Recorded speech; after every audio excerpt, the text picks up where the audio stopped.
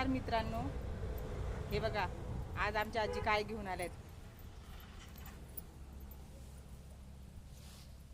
कांद्याची भाजी,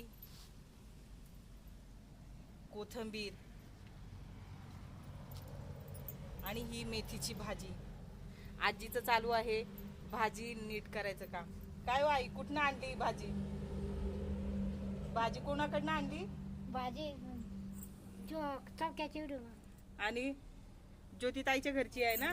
कांद्याची भाजी बघा, ह्या कांद्याची भाजी ही आमच्या शेजारच्या वावराकडच्या लोकांनी आजीला बोलावून आणि भाजी दिली आणि सांगितलं की भाजी घ्यायला या.